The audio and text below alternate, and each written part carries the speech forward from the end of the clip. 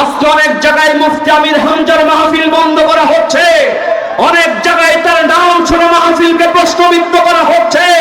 আমরা প্রধানমন্ত্রীকে বলতে চাই, আমির হামজা ভাইয়ের মতো আলেম বাংলাদেশে আছে, এজন্যই বাংলাদেশে এখনো মানুষ শান্তিতে বসবাস করছে। কথা বল ঠিক কিনা?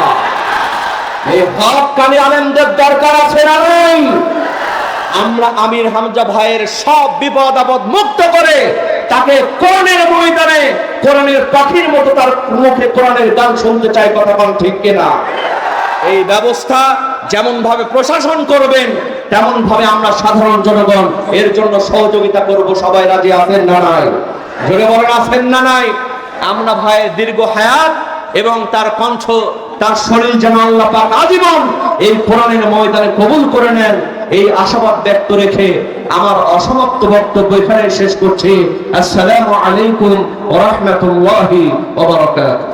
আমার জীবনে যে 3টা বছর কেটে গেল জেলখানায়, আমার তো ধারণার উপরে কিচ্ছু জানি না, ও বিষয়ে আন্দাজে বলছে তুমি এটা করতে পারো, তোমার কথা শুনে এরকম করেছে, এই ধারণা করে আমার আপনি খাটালেন, অথচ আমি কিছুই জানি না ও বিষয়ে।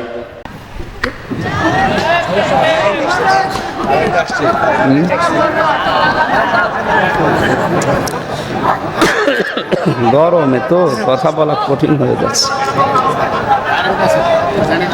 তাড়াতাড়ি করেন। সুবহানাল্লাহ আলহামদুলিল্লাহ লা ইলাহা ইল্লাল্লাহ, সুবহানাল্লাহ আলহামদুলিল্লাহ লা ইলাহা ইল্লাল্লাহ, সুবহানাল্লাহ আলহামদুলিল্লাহ। এই লাইন দেন না কেন?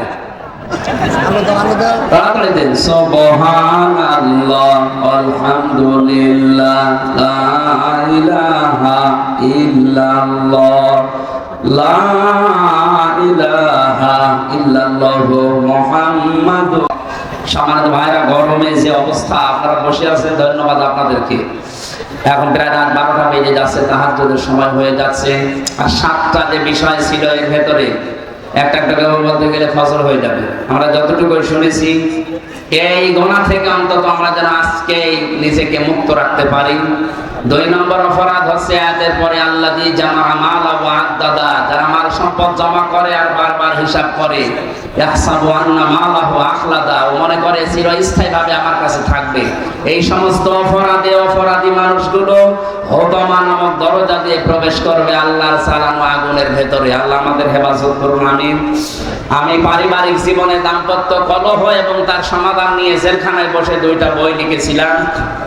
বিশেষ করে যে এটা পুরুষের জন্য একটা, মহিলার জন্য একটা, পরিবারে কেন অশান্তি হয় এবং এটা মেটানোর 17টা পদ্ধতি আছে। এটা অ্যাপ্লাই করবেন আপনার মেয়েকে, আপনার বউকে, আপনার বোনকে, মাকে দিয়ে।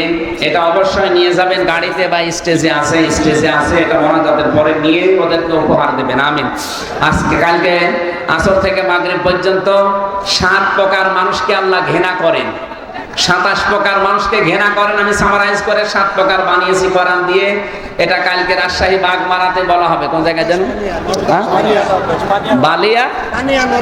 বানিয়া নরদাস।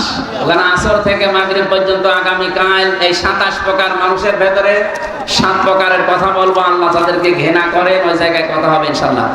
আগামীতে নভেম্বর, ডিসেম্বর বা জানুয়ারি, ফেব্রুয়ারিতে এখানে যে কামিল মাদ্রাসা আছে না, ওই জায়গায় ফেব্রুয়ারিতে একটা ডেটের কথা চলছে। আর এই যে আমার মহাসিন ভাই নাকি আবু বকর, কি জানো না, আবু বকর মৃধা ভাইয়ের একটা দাওয়াত নেওয়ার কথা চলছে। ওনারটা হয়তো এই তাহেরপুর পৌরসভার পাশে, কোথায় জানো। আমরা আলাদা আলাদা সাবজেক্টের উপরে কথা বলবো ইনশাআল্লাহ। সামনে আসবো, আমরা হেদায়েতমূলক কথা বলার চেষ্টা চালাবো। আমরা দাওয়াত নিতে পারবে একটু ডেট আছে, কিন্তু যেখানে সেখানে তো দেওয়া। জাকির ইসলাম ভাই, শান্ত ভাই আমাদের নগদ 5,000 টাকায় মাহফিলে দিয়েছেন, আল্লাহ যেন কবুল করেন। জাকির ভাইকে আমি অনেকদিন থেকে প্রায়